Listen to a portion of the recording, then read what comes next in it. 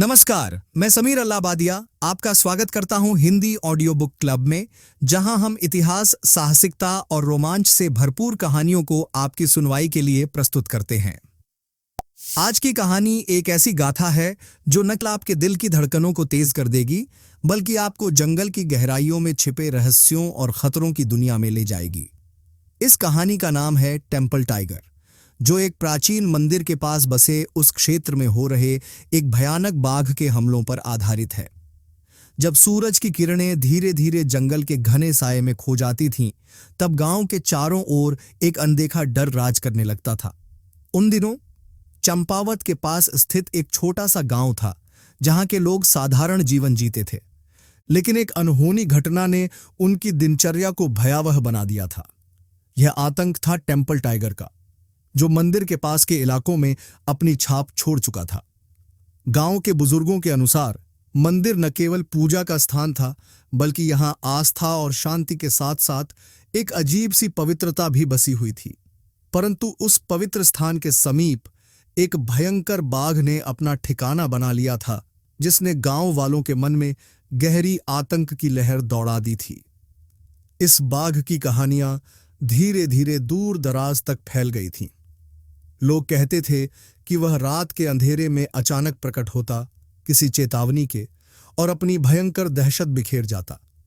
कभी कभी तो ऐसा लगता था जैसे वह खुद ही किसी प्राचीन शाप का हिस्सा हो, जिसे उस मंदिर की पवित्रता ने जागृत कर दिया हो। गांव वालों की कहानियों में इस बाघ का वर्णन कुछ इस प्रकार मिलता था। उसकी आंखों में अजीब सी चमक, उसके दांतों में छिपी हुई जानलेवा तीखाई और उसकी चाल में निखरी हुई वह अनजान सी रहस्यमय चालाकी, जो हर बार शिकारियों को धोखा दे जाती थी।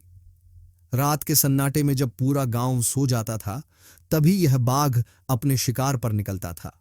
पहले पहले तो यह केवल पशुओं पर हमला करता था, गायें, भैंसें और बकरी, जो गांव की आम जीवन धारा का हिस्सा थीं। लेकिन जैसे जैसे दिन बीतते गए, यह बाघ इंसानों की ओर भी रुख करने लगा। गांव वालों के घरों के पास पहुंचते ही उसकी आहट सुनाई देती और अचानक उसके हमलों की खबर पूरे इलाके में फैल जाती। गांव के लोग डर से अपने घरों में ताले बंद कर लेते और मंदिर के पास भी जाने से बचते। मंदिर जहां शांति और भक्ति का केंद्र था, वहां भी अब एक अनचाहा खौफ समा चुका था। मंदिर का महत्व इस कहानी में विशेष रूप से उजागर होता है। यहाँ के भक्तजन अपनी दिनचर्या में भगवान के दर्शन की अपेक्षा करते थे, परंतु उस पवित्र स्थान के निकट टेम्पल टाइगर की उपस्थिति ने सब कुछ बदल कर रख दिया था। लोग मानते थे कि मंदिर के प्राचीन दीवारों में भी बाघ का कोई रहस्य छिपा है, जैसे कि कोई पुराना शाप या किसी अनसुनी दंतकथा की पुकार। इसी रहस्य और भय के कारण बाघ के हमले और भी अधिक भयावह बन जाते थे। मंदिर के सामने के खुला मैदान कभी शांति का प्रतीक रहता था, लेकिन अब वह जगह भी सुनसान और खौफनाक लगने लगी थी। शिकारियों की बात करें तो कई अनुभवी शिकारी इस बाघ को पकड़ने के लिए उतरे थे। उनकी कहानियां भी अपने आप में एक रोमांचक किस्सा कहती थीं। हर शिकारी ने इस बाघ को पकड़ने के लिए अपनी पूरी क्षमता, अपनी निपुणता और वर्षों का अनुभव लगाया, लेकिन हर बार बाघ अपनी चतुराई से उन सभी को मात देता।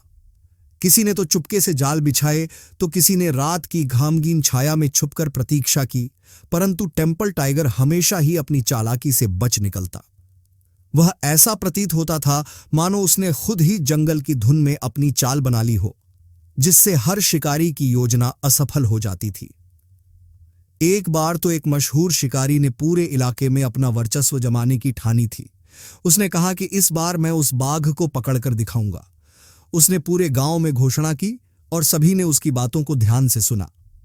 लेकिन जब रात आई और उसने अपने जाल की तैयारी की, तो बाघ ने उसी रात एक बार फिर अपनी शान दिखाई। जैसे ही शिकारी ने जाल में कदम रखा, बाघ अचानक प्रकट हुआ। उसकी आंखों में न सिर्फ क्रोध था, बल्कि एक तरह का व्यंग्यात्मक हास्य भी झलक रहा था। शिकारी की योजना उस एक पल में बिखर गई और वह ठंडे हाथों खाली लौट आया। उस रात के बाद गांव में एक नई दहशत फैल गई, यह सोचकर कि चाहे कितने भी शिकारी आएं, यह बाघ अपनी चालाकी में निखरा हुआ ही रहेगा। उसके हमलों का क्रम ऐसे चलता रहा कि कभी गांव के पशुओं का बिल्कुल नाश हो जाता तो कभी किसी निर्दोष इंसान की जान खतर में पड़ जाती। गांव के बुजुर्ग कहते थे कि बाघ का शिकार करना मानो एक प्राचीन मिथक की पुनरावृत्ति हो रही हो, जहां किसी देवदूत की परीक्षा ली जा रही हो। हर हमले के बाद गांव में हलचल मच जाती और लोग मंदिर के पास जाकर भगवान से शरण मांगते। मंदिर के दरवाजे पर चढ़ी हुई घंटियां, जो कभी खुशी और भक्ति का प्रतीक थीं, अब भय और संदेह का संदेश देती थीं।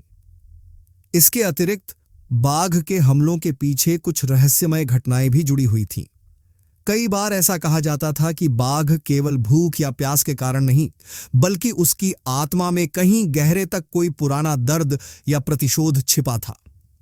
गांव के कुछ वृद्ध मानते थे कि बाघ ने अपने जीवन में कुछ ऐसा झेला था जिससे वह अब इंसानों से बदला लेना चाहता है। लेकिन इस बात का कोई ठोस सबूत नहीं था और यह केवल अंधविश्वास ही रहा। फिर भी इस अंधविश्वास ने गांव में और भी अधिक आतंक फैला दिया था। बाघ की चतुराई पर भी कई शिकारी हैरान थे। उनकी कहानियों में यह स्पष्ट रूप से मिलता था कि टेम्पल टाइगर न केवल अपनी ताकत पर भरोसा करता था, बल्कि अपनी बुद्धिमत्ता से भी हर योजना को विफल कर देता था। किसी ने तो यह भी बताया कि जब शिकारी ने उसे पकड़ने के लिए छिपकर प्रतीक्षा की, तो बाघ ने अचानक उसकी तरफ देखा और मानो उसे कह दिया हो, आज तुम्हारा दिन नहीं है। इस तरह के घटनाक्रम ने यह साबित कर दिया कि यह बाघ साधारण नहीं था, बल्कि एक ऐसा प्राणी था जिसने जंगल की हर चाल और हर नियम को अपनी मर्जी से मोड़ दिया था। हर दिन बाघ के हमलों की कहानी कुछ अलग होती थी। कभी कभी गांव के मुख्य रास्तों पर उसके पंजों के निशान दिखाई देते, तो कभी उसके खून से सने निशान गांव के मैदान में दिखते। गांव के लोग हर सुबह यह देखने के लिए निकलते कि रात में क्या हुआ, किंतु हर बार डर और निराशा ही उनके चेहरे पर छा जाती थी। छोटे छोटे बच्चे भी अपने माता पिता से पूछते, बाबू वह बाघ कब आएगा? और बड़े सिसकते हुए जवाब देते कि शायद वह फिर कभी नहीं आएगा। परंतु हर बार जब सूरज ढलता तो बाघ की छाया फिर से उन पेड़ों के बीच से झांक जाती। कुछ शिकारी तो ऐसे भी थे जिन्होंने कई बार इस बाघ को पकड़ने का दावा किया, परंतु हर बार उनका दावा निराधार साबित हुआ। उनके पास कुछ तस्वीरें या निशान होते, लेकिन जब विशेषज्ञों ने उनकी बातों की जांच की तो वह सब कुछ ढूंढना मुश्किल हो जाता था। यह स्थिति कई बार इस बात की पुष्टि करती थी कि टेम्पल टाइगर न केवल शारीरिक रूप से मजबूत था, बल्कि उसकी मानसिक ताकत और चालाकी ने उसे अनदेखा बना रखा था। गांव में होने वाले इन प्रयासों ने एक तरह का अजीब सा माहौल पैदा कर दिया था, जहां हर कोई जानता था कि यह बाघ अपनी दुनिया में सबसे आगे है और उसे पकड़ना लगभग असंभव है।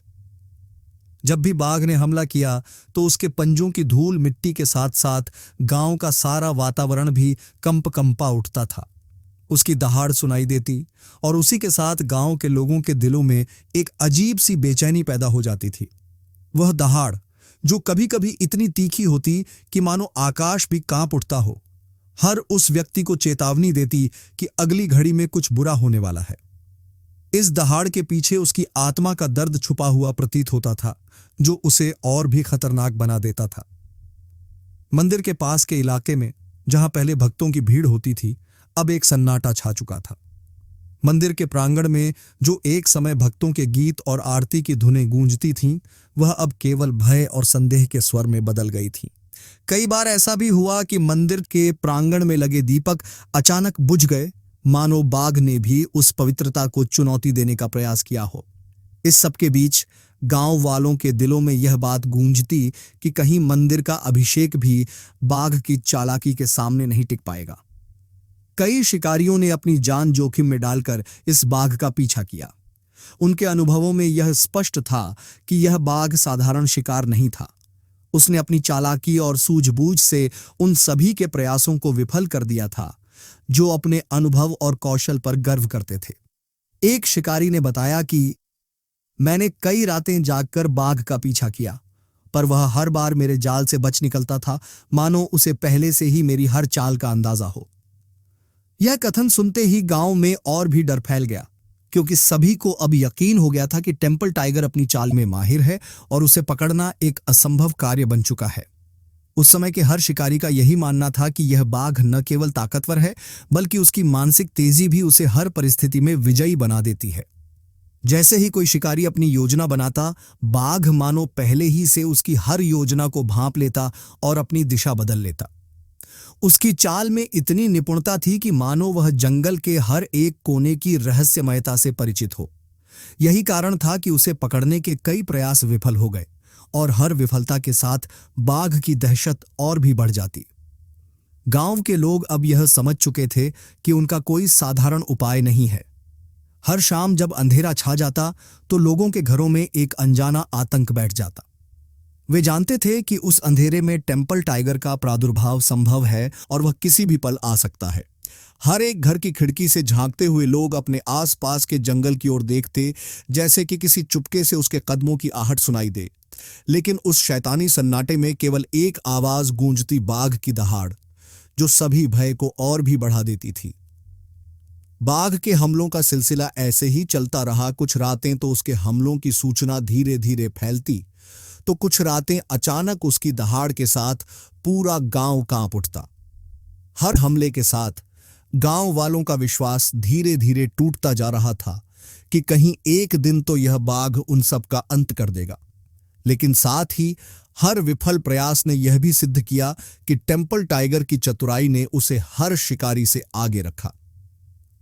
इस प्रकार यह भयावह कहानी उस बाघ की दहशत को बयान करती है जिसने मंदिर के पास के इलाके में अपना आतंक फैला दिया था। उसकी हर हरकत, हर हमले की दहशत ने गांव वालों के जीवन में एक स्थायी छाप छोड़ दी थी। और इसी कारण से बाघ के हमलों और उसकी चालाकी की कहानियां आज भी उन दिनों की याद ताजा कर देती हैं, जब टेम्पल टाइगर ने अपने दहशत से पूरे इलाके को कंपा कर रख दिया था। हर सुबह जब सूरज उगता तो उस अंधेरे के बादल जैसे उड़ जाते और गांव में कुछ पल की शांति लौट आती, परंतु वही शांति ज्यादा देर तक टिक नहीं पाती थी, क्योंकि हर शाम के साथ वह अनदेखा खौफ फिर से लौट आता और बाघ की दहाड़ के साथ गांव में एक नया अध्याय जुड़ जाता। इसी तरह हर हमले ने न केवल गांव की सुरक्षा को चुनौती दी, बल्कि यह भी साबित कर दिया कि यह बाघ किसी भी साधारण प्राणी से कम नहीं था। उसके हमलों में एक विशेष कला थी जो शिकारियों के अनुभव और योजनाओं को एक पल में विफल कर देती थी। यहां तक कि समय के साथ जब नए नए शिकारी आए और पुराने शिकारी अपनी कहानियां सुनाने लगे, तब भी टेम्पल टाइगर की चतुराई और उसकी अदम्य दहशत ने किसी को भी यह भरोसा नहीं होने दिया कि वह कभी भी इस बाघ को पकड़ पाएंगे।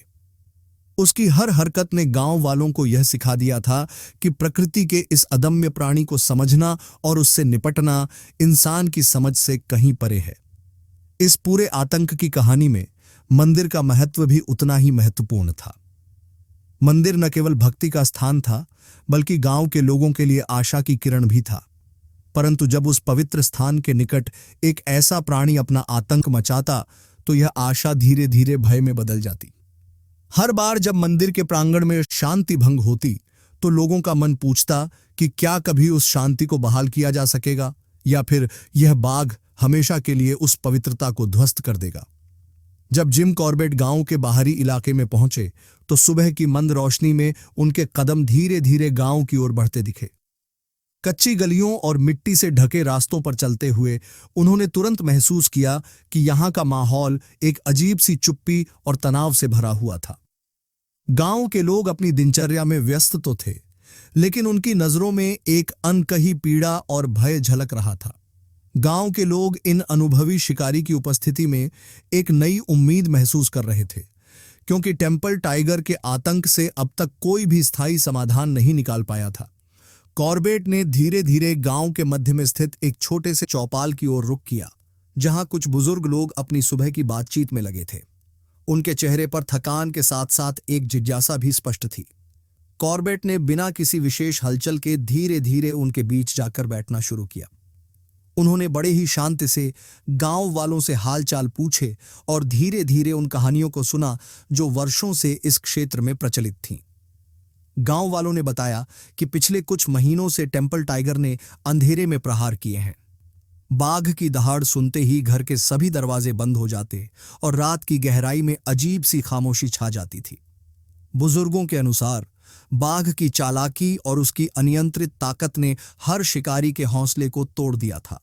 गांव के लोगों ने बताया कि टेम्पल टाइगर का हमलावा मुख्य रूप से मंदिर के समीप के इलाकों में देखा गया है, जहां भक्तजन भी आ जाते थे। मंदिर, जो कभी शांति और भक्ति का प्रतीक था, अब भय के साये में दबा हुआ प्रतीत होता था। कॉर्बेट ने ध्यानपूर्वक इन बातों को सुना। उनकी नजरें गहरी सोच में डूब गईं।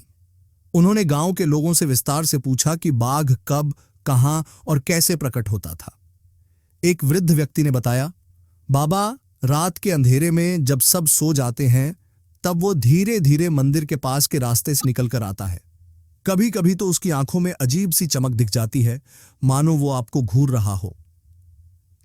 इस कथन ने कॉर्बेट के मन में उस बाघ की चालाकी और रहस्यमयी स्वभाव का एक आरंभिक अवलोकन कर दिया। कॉर्बेट ने धीरे धीरे गांव के पास के जंगल का निरीक्षण शुरू किया। उन्होंने देखा कि वहां का इलाका घने पेड़ों से भरा था और जमीन पर सूखे पत्तों की परत बिछी हुई थी। उनकी नजर हर छोटे छोटे निशान पर पड़ी, चाहे वह जानवरों के पंजों के निशान हों या फिर बाघ के खून के धब्बे। इस प्रारंभिक जांच के दौरान उन्होंने महसूस किया कि टेम्पल टाइगर केवल शारीरिक ताकत में ही नहीं, बल्कि अपनी चतुराई में भी अद्वितीय था। जंगल में चलते चलते कॉर्बेट ने देखा कि कुछ पत्तों के नीचे ऐसे निशान थे जो बाघ के चलने के तरीके की झलक देते थे। उन्होंने महसूस किया कि बाघ ने अपनी चाल में कुछ विशेष प्रकार की सूझबूझ शामिल कर ली थी। जैसे ही उन्होंने इन निशानों का निरीक्षण किया, उन्हें यह एहसास हुआ कि बाघ जानबूझकर रास्तों को बदलता है और अपने शिकार से बचने के लिए अद्भुत रणनीतियां अपनाता है। गांव में लौटते समय कॉर्बेट ने स्थानीय सरपंच से भी मुलाकात की। सरपंच ने उन्हें बताया कि पिछले कुछ महीनों में बाघ के हमलों में कोई पैटर्न नजर नहीं आया था। कभी वह अचानक प्रकट होता तो कभी बिल्कुल गायब हो जाता था। सरपंच ने कहा, हमने कई बार कोशिश की कि उसे पकड़ सकें, पर वह हर बार अपनी चालाकी से हमारी योजनाओं को नाकाम कर देता है। इन शब्दों ने कॉर्बेट को और भी सावधानी बरतने के लिए प्रेरित किया। कॉर्बेट ने गांव में कुछ अन्य लोगों से भी बातचीत की। एक किसान ने बताया, मैंने देखा है कि जब भी बाघ निकलता है तो वह अपने निशान बहुत ही गुप्त तरीके से छोड़ता है। कभी उसकी दहाड़ सुनाई देती है तो कभी बस उसके पंजों के निशान ही मिलते हैं। एक और युवक ने कहा, बाघ की चाल में कुछ ऐसा राज छिपा है कि वो हम में से किसी को भी पकड़ नहीं सकता। इन सभी चर्चाओं ने कॉर्बेट के मन में उस बाघ की मानसिक तेजी और उसकी रणनीति की गहराई को समझने में मदद की। कॉर्बेट ने गांव में कुछ दिनों तक ठहरकर हर सुबह और शाम जंगल का निरीक्षण किया। उन्होंने देखा कि बाघ अक्सर एक विशेष क्षेत्र की ओर रुख करता था, जहां पेड़ों की घनी कतारें थीं और जहां से आवाजें लगभग आ रही नहीं थीं। इस क्षेत्र में जाकर उन्होंने न केवल बाघ के आने जाने के निशान खोजे, बल्कि यह भी महसूस किया कि बाघ ने अपने हमलों में किसी तरह की योजनाबद्धता अपनाई है।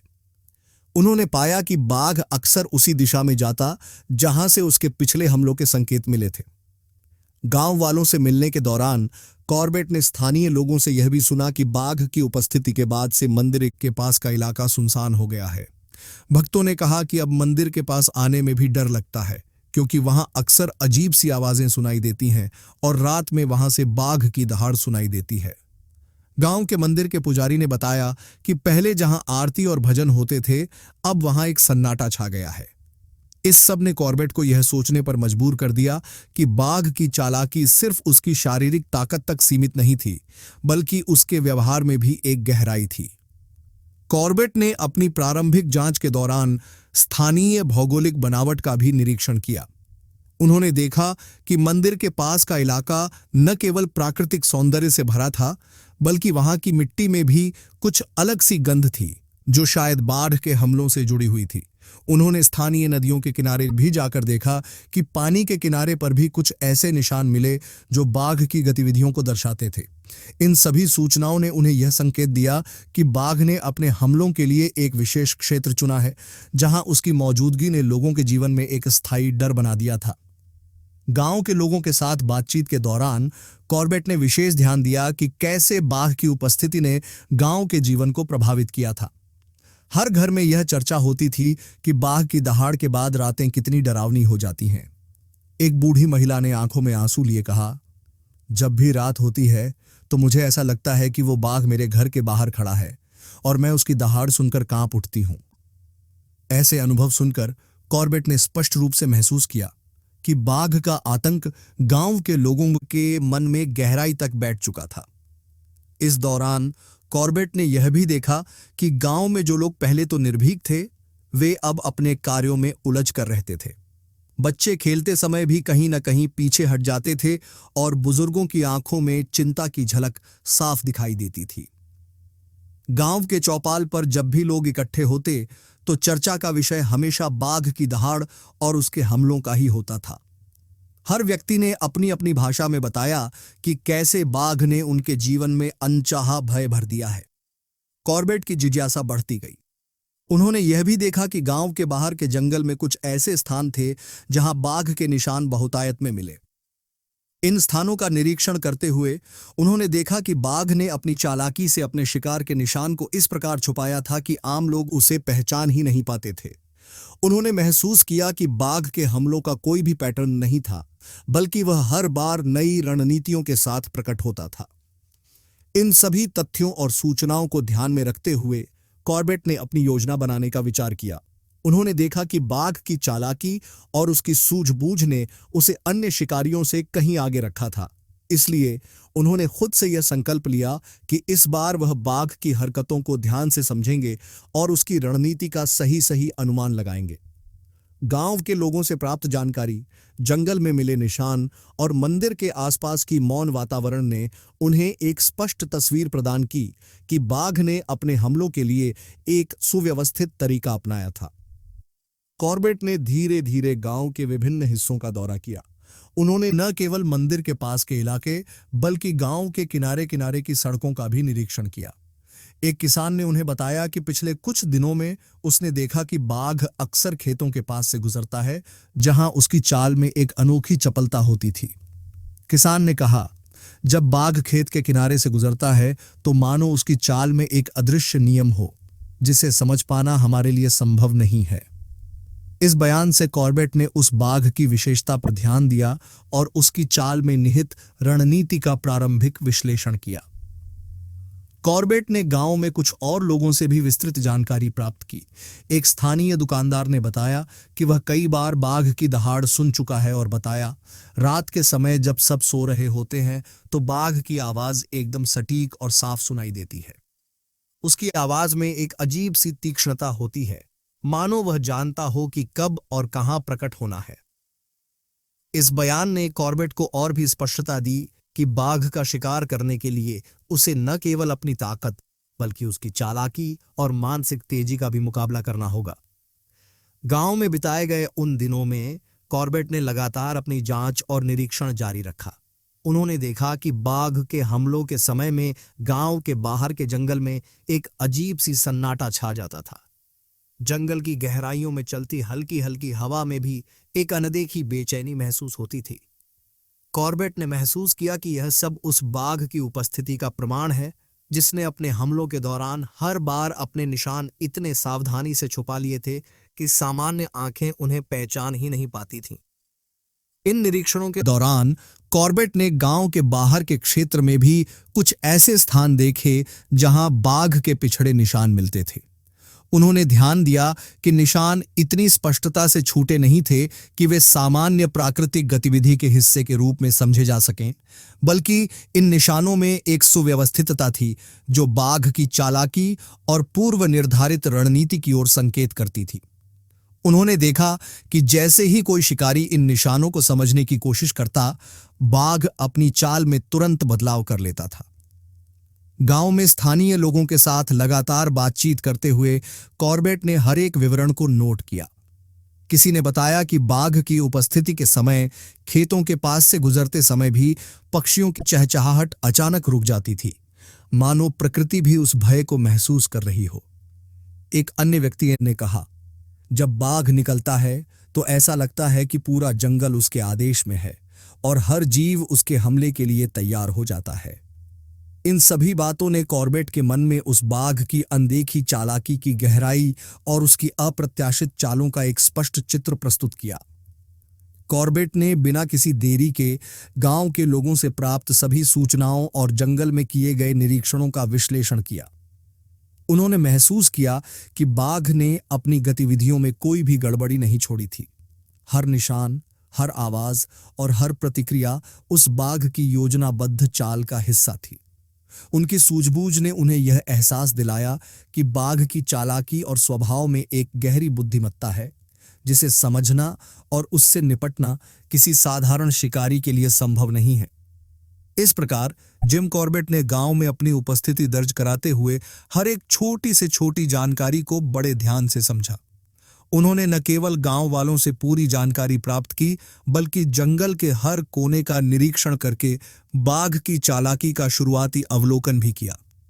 उनकी यह प्रारंभिक जांच, गांव के लोगों से हुई विस्तृत बातचीत और जंगल के निरीक्षण ने उन्हें उस टेम्पल टाइगर की वास्तविक छवि का एक आरंभिक लेकिन स्पष्ट चित्र दे दिया।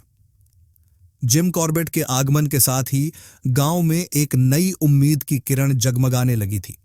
गांव वालों के कहने का मतलब था कि अब शायद कोई ऐसा सक्षम हाथ आया है जो उस बाघ की चालाकी को समझ सके और उसके हमलों के पीछे छुपी रणनीति को उजागर कर सके। बिना किसी अतिरिक्त चर्चा या भावनात्मक अभिव्यक्ति के कॉर्बेट ने अपनी सूझबूझ और निरीक्षण के माध्यम से यह निश्चित कर लिया था कि आगे की योजना उसी के आधार पर तैयार की जानी होगी। गांव के हर कोने से एक एक जानकारी इकट्ठा करते हुए उन्होंने देखा कि बाघ की उपस्थिति केवल एक भयंकर शिकार का नाम नहीं थी, बल्कि उसकी चाल में छिपी रणनीति ने उसे अन्य शिकारियों से कहीं अधिक खतरनाक बना दिया था। कॉर्बेट के मन में यह स्पष्ट था कि बाघ की चालाकी ने उसे अपनी पहचान और अपनी शक्ति का परिचय दिया है। इस प्रारंभिक अवलोकन के दौरान कॉर्बेट ने गांव के निवासियों के हर बयान को एक गहन अनुसंधान की तरह लिया। उन्होंने हर एक छोटी बात को महत्व दिया, चाहे वह एक बूढ़े व्यक्ति की कड़ी नजरों से दी गई चेतावनी हो या किसी युवक के शब्दों में छिपी हुई चिंता हो।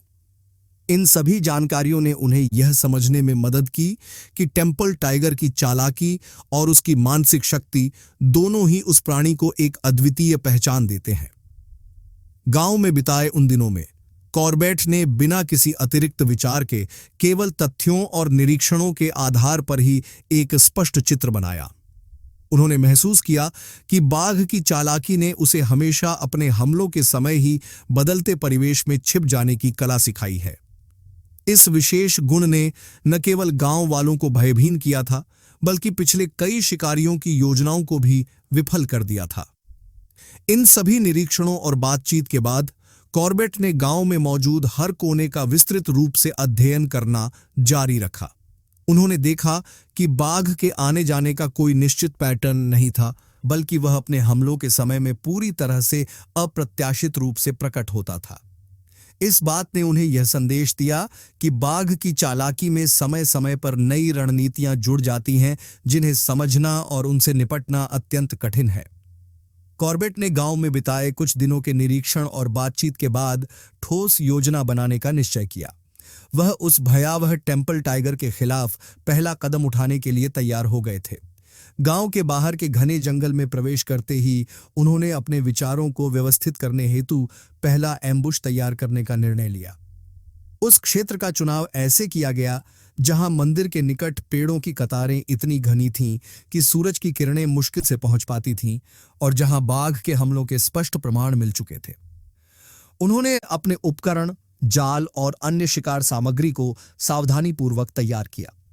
प्रत्येक उपकरण की स्थिति को बारीकी से जांचा गया ताकि जंगल के वातावरण में किसी भी असामान्यता या अचानक होने वाले बदलाव का तुरंत पता चल सके।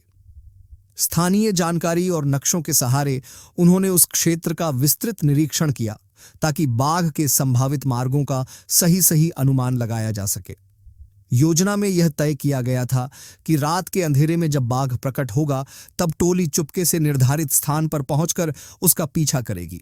समय के हर पल की गणना की गई थी और सुनिश्चित किया गया था कि बाघ के प्रकट होते ही टोली पहले से तय किए गए छिपे हुए स्थानों से निगरानी रख रही होगी। कॉर्बेट ने कई दिनों तक जंगल में छिपकर बाघ की गतिविधियों का सूक्ष्म अध्ययन किया। उन्होंने देखा कि बाघ का आचरण एक निश्चित पैटर्न का पालन नहीं करता था वह कभी तेज गति से भागता तो कभी धीरे धीरे अपने निशान छोड़ते हुए चलता था। उसकी चाल में एक अनोखी चतुराई थी, जिससे वह अक्सर अपने शिकार के निशान को इस तरह छिपा देता था कि साधारण निगरानी करने वाला भी उसे समझ न सके। जंगल में छिपे हुए निशानों, हल्के पंजों के दाब और सूखे पत्तों के झुरमुटों से उन्होंने यह सीखा कि बाघ ने अपने हर हमले के बाद उस क्षेत्र की सतह पर एक विशिष्ट पैटर्न छोड़ दिया था। इसी पैटर्न के आधार पर उन्होंने अनुमान लगाया कि बाघ अक्सर उसी मार्ग से गुजरता है जहां उसके पिछले निशान मिले थे। जैसे जैसे पहला शिकार का प्रयास नजदीक आया, जंगल का माहौल और भी भयावह हो गया। अंधेरा गहराते ही वातावरण में एक अनजानी स्थिरता छा गई थी। उस समय कॉर्बेट ने अपने दिल की तेज धड़कनों को महसूस किया, फिर भी संयम बनाए रखा। हर छोटी छोटी आवाज, चाहे वह पेड़ों के बीच से आती हवा की सरसराहट हो या जंगल के अंधेरे में किसी जीव का हल्का कदम, उस पल को और भी घनघोर बना देती थी। उन्होंने अपने साथियों को यह निर्देश दिया कि यदि कहीं भी कोई असामान्यता महसूस हो तो तुरंत सतर्क हो जाएं और आवश्यक कार्रवाई करें। ऐसा प्रतीत हो रहा था मानो हर पेड़, हर पत्थर और हर हवा का झोंका एक संकेत दे रहे हों कि अब कुछ बड़ा होने वाला है।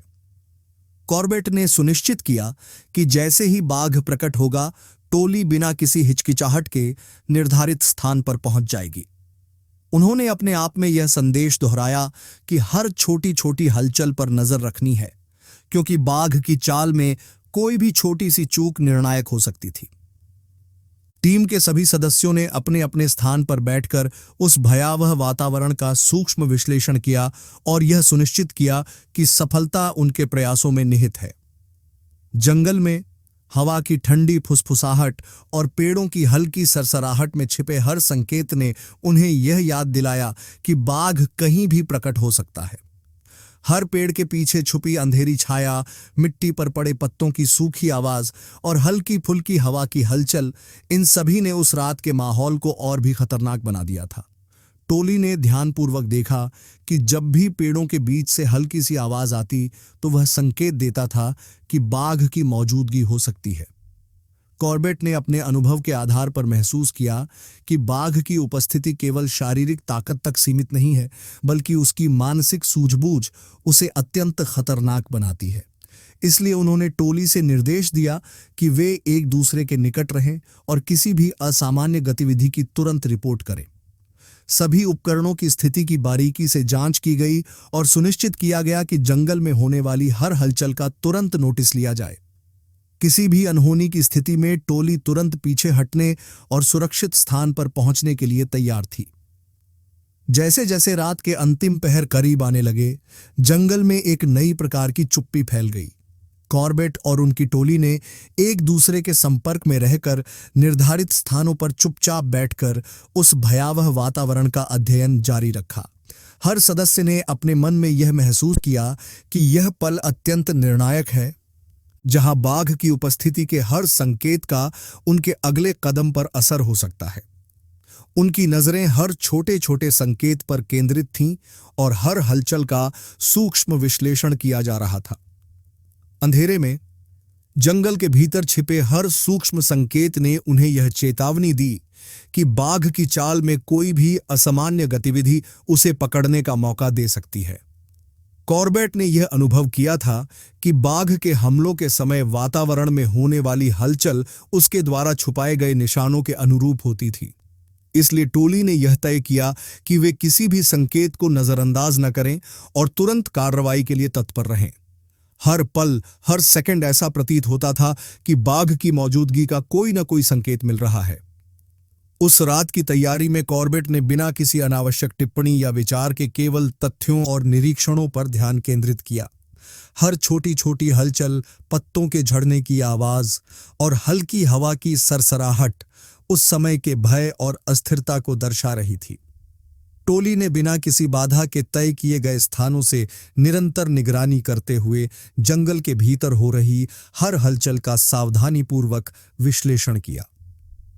जैसे जैसे अंधेरा अपने चरम पर पहुंच गया, वातावरण में निरंतर निगरानी जारी रही। प्रत्येक पल में एक नई चुनौती छिपी हुई थी और हर छोटी छोटी हलचल ने यह संकेत दिया कि बाघ कहीं भी प्रकट हो सकता है। इस तैयारी में टोली ने बिना किसी अनावश्यक टिप्पणी या निष्कर्ष के केवल बाघ की गतिविधियों और जंगल के वातावरण की सच्चाई पर ध्यान केंद्रित किया। कॉर्बेट और उनकी टोली ने निर्धारित स्थानों से निरंतर निगरानी करते हुए उस भयावह रात की तैयारियों का अंतिम चरण पूरा किया। जंगल में छिपी हुई हर आवाज, हर हल्की हलचल और हर सूक्ष्म संकेत ने उन्हें यह पुष्टि कर दी कि पहला शिकार का प्रयास पूरी तरह से नियोजित और सावधानीपूर्वक किया जाएगा। जैसे ही जंगल का सन्नाटा और भी गहरा हो गया, टोली ने सुनिश्चित किया कि अगला कदम उसी क्रम में आगे बढ़ेगा। हर उपकरण की स्थिति, जाल का स्थान और निगरानी तंत्र की बारीकी से जांच की गई थी। जंगल के भीतर छिपी हुई हर हलचल पर नजर रखते हुए उन्हें यह महसूस हुआ कि बाघ की गतिविधियां इतनी सूक्ष्म हैं कि उसकी चाल में कोई भी असामान्य परिवर्तन तुरंत दिखाई देता है।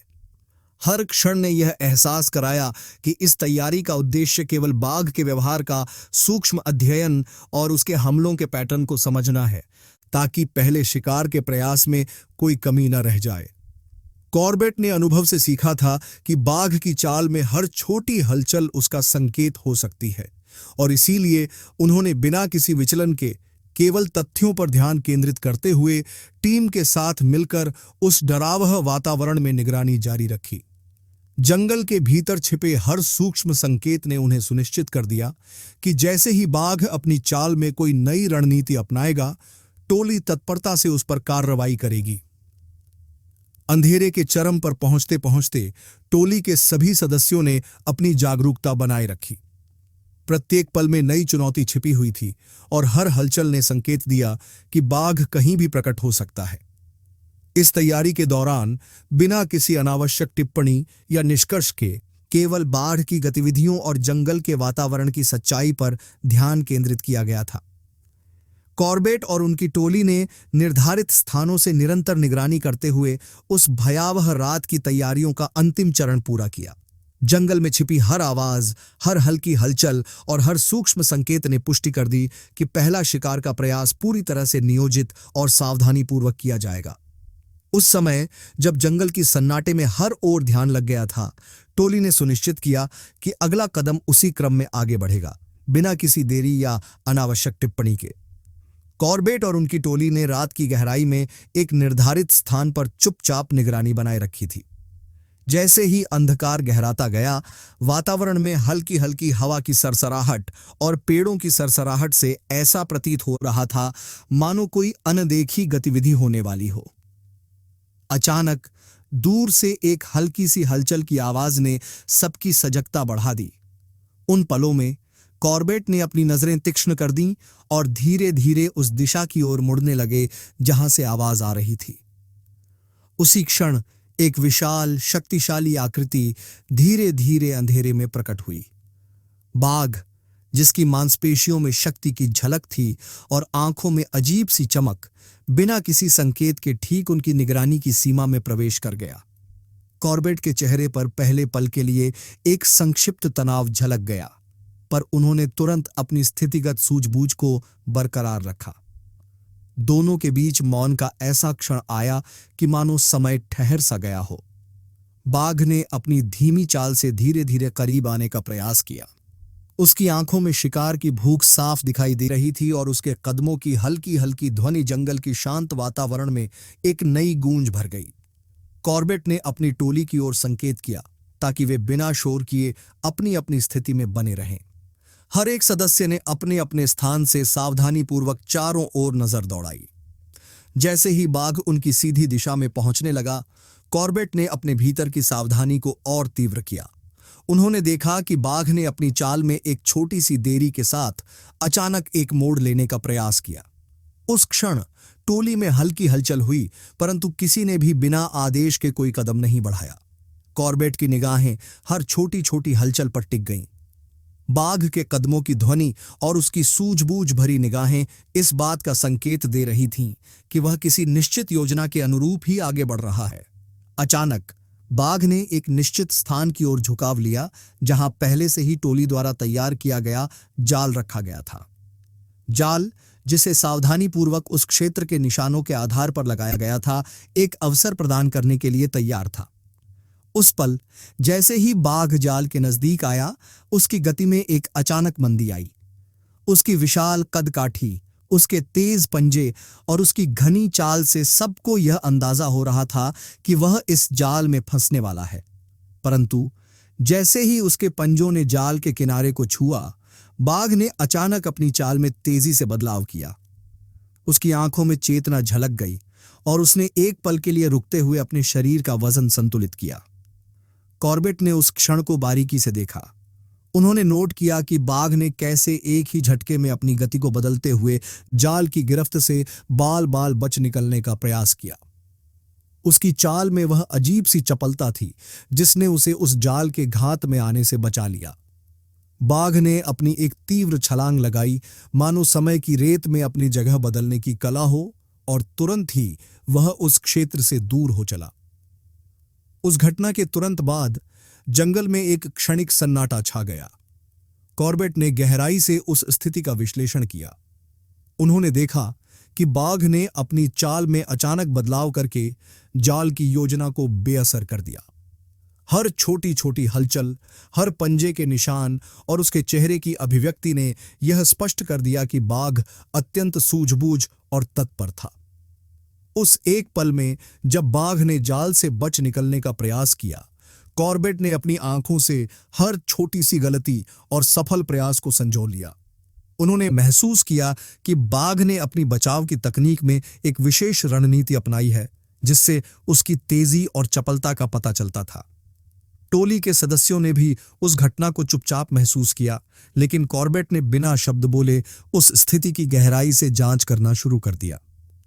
कॉर्बेट ने धीरे धीरे अपने मन में यह विचार संजोया कि यदि बाघ की इस चालाकी को सही तरीके से समझा जाए तो अगली बार उसे पकड़ना संभव हो सकता है। उन्होंने उस घटना के हर पहलू को अपने दिमाग में बिठा लिया। कैसे बाघ ने जाल के किनारे पर आने वाले समय अपनी गति में अचानक बदलाव किया, किस दिशा में मुड़ा और किस प्रकार के संकेतों के साथ उसने अपनी मौजूदगी को सुरक्षित रखा।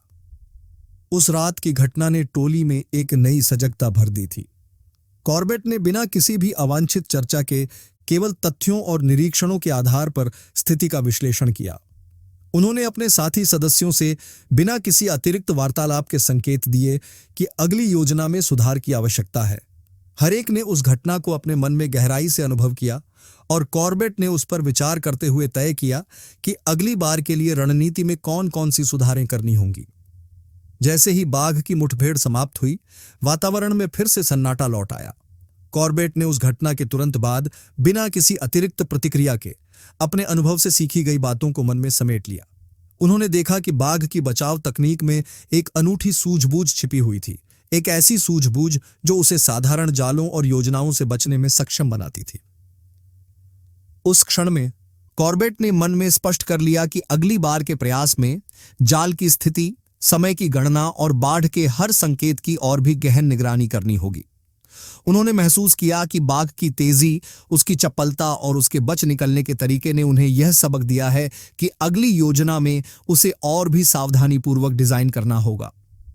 वह स्थिति उस रात के अंधेरे में पूरी तरह से घटित हुई, जहां कॉर्बेट ने बिना किसी भावनात्मक प्रतिक्रिया के केवल हर छोटी छोटी गतिविधि को ध्यान में रखते हुए स्थिति का विश्लेषण किया। उसने देखा कि बाघ ने किस प्रकार से अपने पंजों के हल्के हल्के निशान छोड़ते हुए जाल के पास से गुजरने की कला दिखाई और किस तरह उसने उस जाल की पकड़ से बचने के लिए आखिरी क्षण में अपनी चाल में परिवर्तन किया।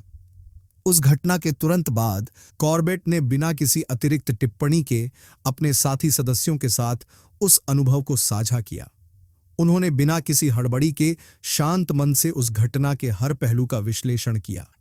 उन्होंने देखा कि बाघ की चाल में उसके कदमों की दिशा, उसकी गति और उसकी आंखों की चमक सभी ने यह संकेत दिया कि वह किसी भी साधारण जाल में फंसने वाला नहीं था। कॉर्बेट ने उस घटना को दोहराते हुए अपने अनुभव को संजोया और तय किया कि अगली योजना में बाघ की चाल में आए किसी भी संभावित बदलाव को ध्यान में रखना होगा। उन्होंने देखा कि बाघ ने अपने बच निकलने के प्रयास में एक अद्वितीय तकनीक अपनाई थी, जिससे वह अचानक अपनी दिशा बदलकर अपनी तेज गति से जाल की गिरफ्त से बाहर निकल गया था। उस क्षण की घटनाओं ने टोली में एक नया संदेश दिया कि बाघ की सूझबूझ और उसकी बचाव की कला इतनी उन्नत थी कि साधारण प्रयासों से उसे पकड़ना कठिन होगा। कॉर्बेट ने बिना किसी अनावश्यक बात के केवल उस घटना के तथ्य और निरीक्षणों को ध्यान में रखते हुए अगली योजना बनाने का निर्णय लिया। उन्होंने अपने अनुभव से सीखी गई बातों को अपने मन में पिरो लिया और तय किया कि अगली बार के प्रयास में जाल की स्थिति, समय की गणना और बाढ़ की हर छोटी हलचल पर और अधिक सटीक नजर रखी जाएगी। उस रात घटना की गहराई में डूबते हुए कॉर्बेट ने उस मुठभेड़ के हर एक पहलू को बारीकी से समझा। उन्होंने देखा कि बाघ ने कैसे एक ही क्षण में अपनी चाल में बदलाव करके जाल की पकड़ से बच निकलने की चतुराई दिखाई। उनकी आंखों ने हर छोटे संकेत को कैद किया, बाघ के कदमों का हल्का सा दबाव, उसकी तेज चाल में अचानक आया परिवर्तन और उसकी आंखों में झलकती हुई चेतना। कॉर्बेट ने उस घटना के पश्चात बिना किसी भावनात्मक प्रतिक्रिया के अपने अनुभवों का सूक्ष्म विश्लेषण किया। उन्होंने अपने साथी सदस्यों से बिना शब्दों में संकेत लेकर तय किया कि अगली बार के प्रयास में किस प्रकार की अतिरिक्त सावधानी बरतनी होगी। उस रात उस घटना के बाद टोली ने मौन में अपनी अपनी स्थिति पर पुनर्विचार किया। कॉर्बेट ने स्पष्ट किया कि अगली योजना में बाघ के संभावित मार्गों की और भी सूक्ष्म निगरानी करनी होगी ताकि उसकी हर हलचल को तुरंत नोटिस किया जा सके। उन्होंने तय किया कि अगली बार के प्रयास में जाल को इस प्रकार से रखा जाएगा कि बाघ के बच निकलने की संभावना और भी कम हो जाए। उनके मन में यह भी स्पष्ट हो गया था कि बाघ की चाल में जो त्वरित परिवर्तन आया था वह उसके बच निकलने का मुख्य कारण था और उसे ध्यान में रखते हुए अगली योजना बनाई जाएगी। उस घटना के तुरंत बाद कॉर्बेट ने बिना किसी अतिरिक्त विचार के केवल तथ्य और निरीक्षणों के आधार पर अगली रणनीति तैयार करने में जुट गए। उन्होंने देखा कि बाघ की हर एक हलचल, चाहे वह उसके पंजों के निशान हो या उसकी चाल में आया अचानक बदलाव, एक महत्वपूर्ण संकेत थी जिसे समझकर ही अगली योजना बनाई जा सकती थी। टोली के साथ मिलकर उन्होंने बिना किसी अनावश्यक बातचीत के केवल मौन में उस घटना के हर पहलू का विश्लेषण किया और अगले प्रयास के लिए आवश्यक सुधारों पर विचार किया। कॉर्बेट ने उस घटना को एक कठोर अनुभव के रूप में देखा और बिना किसी विलंब के अगली योजना में वह सब बदलाव शामिल करने लगे जिन्हें देखकर बाढ़ की चतुराई को मात दी जा सके। उनके मन में स्पष्ट था कि अगली बार यदि बाघ उसी दिशा में प्रकट हुआ तो टोली ने अधिक सावधानी और सटीक योजना के साथ उसका सामना करना होगा। उस रात की मुठभेड़ में बिना किसी अनावश्यक टिप्पणी या भावनात्मक प्रतिक्रिया के केवल उन घटनाओं का सटीक वर्णन किया गया। बाघ के साथ पहली नजदीकी मुठभेड़ में उसने अपने बच निकलने के प्रयास में जिस तीव्रता और चपलता का परिचय दिया वह उस समय के हर क्षण में स्पष्ट था। कॉर्बेट ने उस घटना को बिना किसी अतिरिक्त शब्दों के केवल अपने अनुभव और निरीक्षण के आधार पर समझा और अगली योजना में उसे ध्यान में रखने का संकल्प लिया। उस रात जब अंधकार ने फिर से अपने घने पर्दे बिछा लिए, टोली ने बिना किसी रुकावट के अपने अपने स्थान पर नजर बनाए रखी। हर छोटी छोटी हलचल, हर सूक्ष्म संकेत ने उन्हें यह याद दिलाया कि बाघ की हर क्रिया में उसकी सूझबूझ छिपी है। कॉर्बेट ने बिना किसी अनावश्यक बातचीत के उस घटना के तथ्य और अनुभव को अपने मन में पिरो लिया ताकि अगली योजना में वह सब कुछ शामिल कर सकें जो बाघ की चतुराई को मात दे सके। कॉर्बेट ने अपने पिछले प्रयास के अनुभव से सीखा कि बाघ की तेजी और चतुराई को मात देने के लिए पुरानी रणनीति में सुधार आवश्यक है। पिछली मुठभेड़ में बाघ ने अपनी चपलता से जाल को बेअसर कर दिया था, जिसके बाद उन्होंने तुरंत अपनी योजना में बदलाव करने का निर्णय लिया। अब वह एक नए स्थान पर, जहां बाघ के निशान और गतिविधियों का पैटर्न अलग दिख रहा था, एक दूसरा एम्बुश लगाने के लिए तैयार हो गए। नए स्थान का चुनाव करते समय कॉर्बेट ने स्थानीय लोगों द्वारा बताए गए विवरण और जंगल में पाए गए सूक्ष्म निशानों पर ध्यान केंद्रित किया। इस क्षेत्र में पेड़ों की कतारें थोड़ी खुली थीं, जिससे नजर रखने में सुविधा होती और साथ ही छिपने के लिए भी पर्याप्त जगह थी। वहां के वातावरण में एक अलग प्रकार की शांत और सजीवता थी, जिसमें बाघ की मौजूदगी के संकेत पहले से ही छिपे हुए थे। कॉर्बेट ने अपने साथियों से निर्देश दिया कि वे नए स्थान के चारों ओर की हर छोटी छोटी हलचल पर ध्यान दें और किसी भी असामान्य गतिविधि का तुरंत नोटिस लें। इस नए एम्बुश के लिए उन्होंने विशेष उपकरण और जाल की व्यवस्था की, जिन्हें पहले से ही जांचा और परखा गया था। सभी उपकरणों को सावधानी से तैयार किया गया ताकि किसी भी तरह की गलती न हो। कॉर्बेट ने स्वयं उस क्षेत्र का निरीक्षण करते हुए देखा कि यहाँ की मिट्टी में भी वह विशेष गंध थी जो बाघ के हाल के हमलों की याद दिलाती थी। उन्होंने हर निशान और हर हल्की हलचल को बारीकी से देखा ताकि बाघ के आने के पैटर्न का सटीक अनुमान लगाया जा सके। रात के अंधेरे में जब वातावरण में एक अलग प्रकार की ठंडक और सन्नाटा छा गया, तब टोली ने निर्धारित स्थानों पर अपने अपने पदस्थानों पर ध्यान लगाना शुरू कर दिया। हवा की मंद सरसराहट और पेड़ों की हल्की सरसराहट में ऐसा प्रतीत हो रहा था मानो जंगल में कुछ नया होने वाला हो। कॉर्बेट ने अपनी आंखों से उस क्षेत्र का निरीक्षण किया, हर पेड़, हर पत्थर और हर सूक्ष्म आवाज को नोट किया। उनकी निगाहें चौकस थीं और टीम के सभी सदस्य बिना किसी हिचकिचाहट के अपने अपने स्थानों पर बने रहे। जैसे ही समय आगे बढ़ा, धीरे धीरे अंधकार गहराने लगा। उस समय कॉर्बेट ने देखा कि जंगल के भीतर हल्की हलचल होने लगी थी, मानो कोई भारी प्राणी धीरे धीरे अपनी चाल में आ रहा हो। उनकी निगाहें तुरंत उस दिशा की ओर गईं जहां से हल्की हलचल की आवाज आ रही थी। अचानक अंधेरे में एक विशाल आकृति प्रकट हुई। बाघ, जिसकी चाल में पहले की अपेक्षा और भी चपलता झलक रही थी, धीरे धीरे उस क्षेत्र में प्रवेश कर गया। कॉर्बेट ने उस पल का सटीक निरीक्षण किया।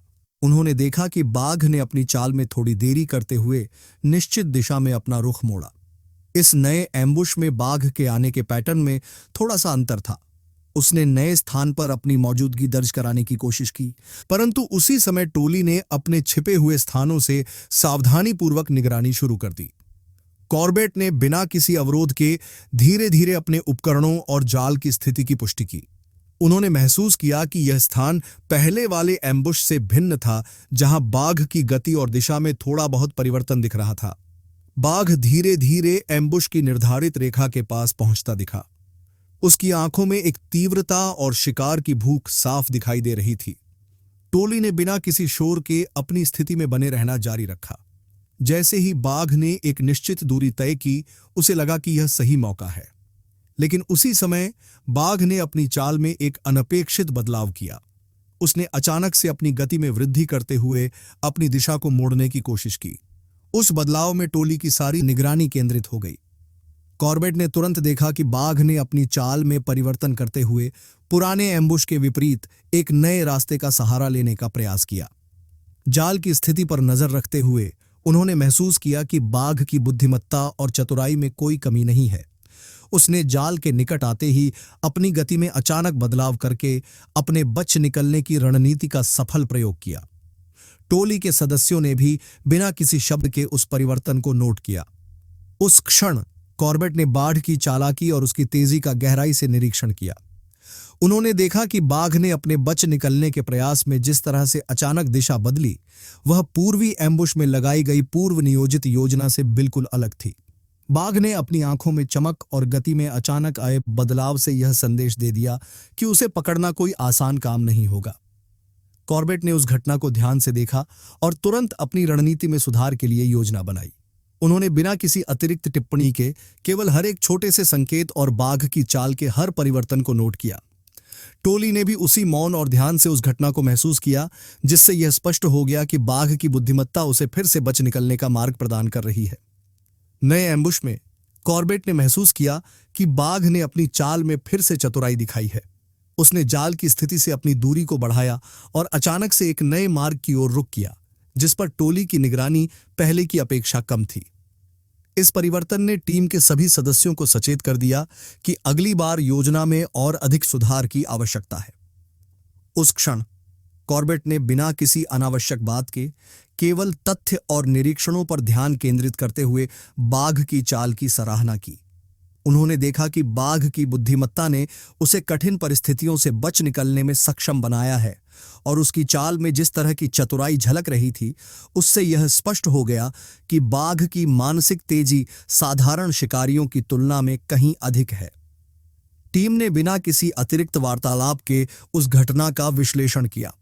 हर सदस्य ने अपने अनुभव से यह सीखा कि नए एम्बुश में बाघ की चाल में आए बदलाव को ध्यान में रखते हुए अगली बार और अधिक सावधानी बरतनी होगी।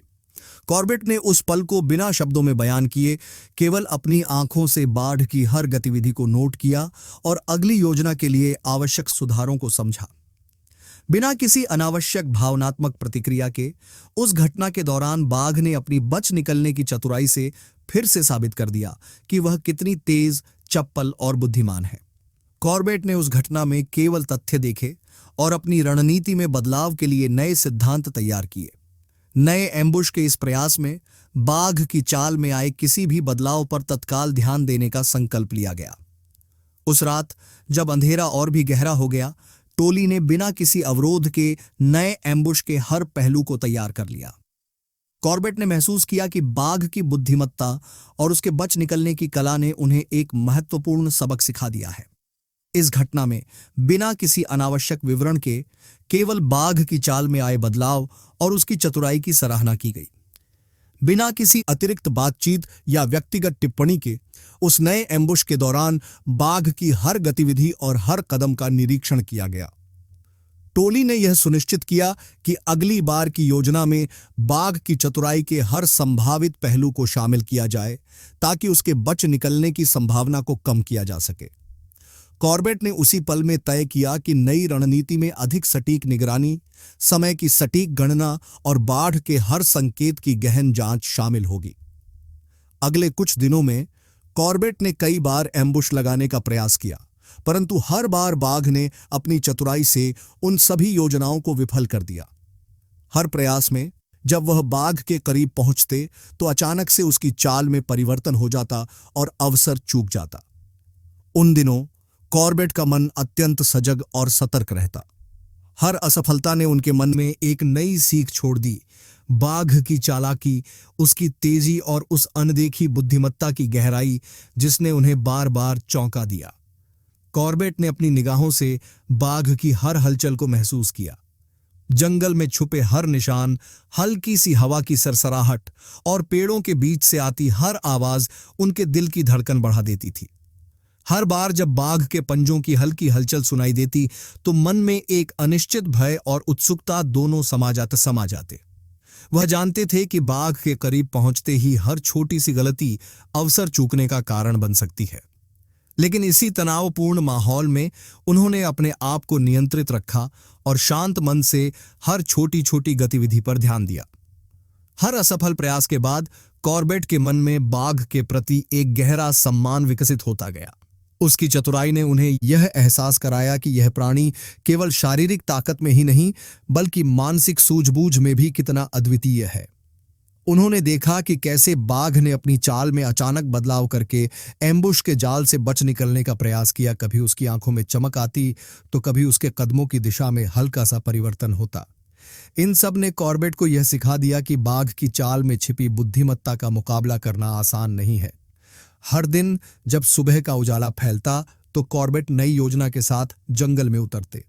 उनकी हर निगरानी और हर तैयारी में बाघ की चालाकी की गूंज सुनाई देती थी।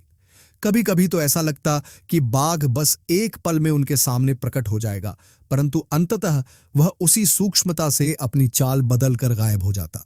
उन पलों में कॉर्बेट के मन में असफलता का एक हल्का सा अंधेरा हो जाता, फिर भी वह तुरंत अपनी दृढ़ता को बनाए रखते। हर असफलता ने उन्हें अगली योजना में सुधार करने की प्रेरणा दी और बाघ के हर संकेत को समझने का अनुभव दिया। कॉर्बेट ने एक आखिरी प्रयास के लिए अपनी योजना पर अमल किया। उस रात जब जंगल गहरे अंधेरे में डूबा हुआ था और पेड़ों की सरसराहट से वातावरण में एक अनजान चेतना पनप रही थी, वह निर्धारित स्थान पर पहुंचे। उनके दिल की धड़कनें तेज थीं, परंतु उन्होंने सावधानी पूर्वक रखी गई योजना के अनुसार अपने उपकरणों और जाल की स्थिति की पुष्टि की। बाघ की उपस्थिति का संकेत मिलने पर उन्होंने अपने साथियों से बिना किसी शब्द के संकेत प्राप्त किए और सभी निगरानी में जुट गए। अचानक अंधेरे में एक विशाल आकृति प्रकट हुई। बाघ, जिसकी आंखों में शिकार की भूख और चाल में अजीब सी चतुराई झलक रही थी, धीरे धीरे कॉर्बेट के सामने आया।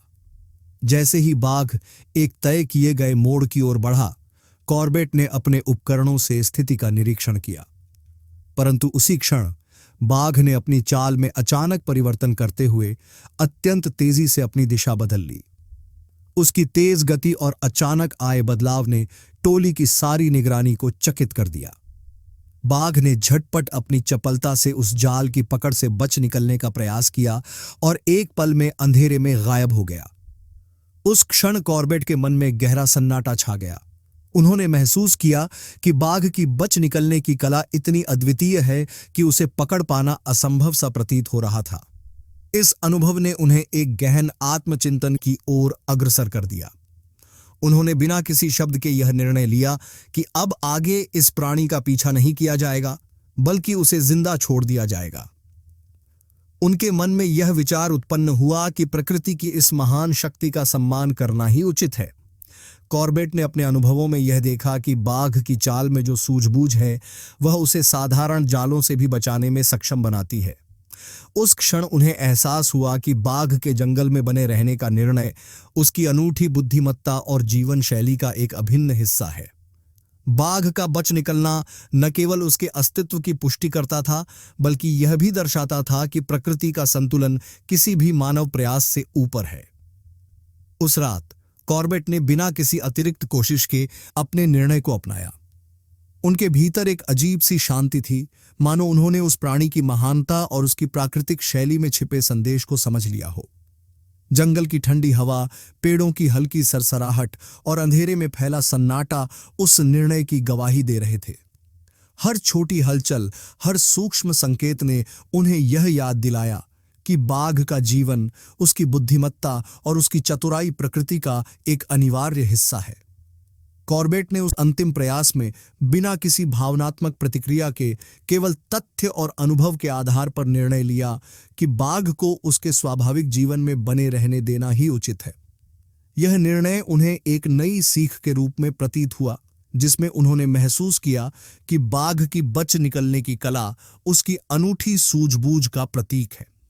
उस रात बाघ के बच निकलने का अनुभव कॉर्बेट के मन में एक गहरा सम्मान और प्राकृतिक संतुलन की भावना को उजागर कर गया, जिससे उन्होंने बिना किसी संशय के यह निर्णय अपना लिया।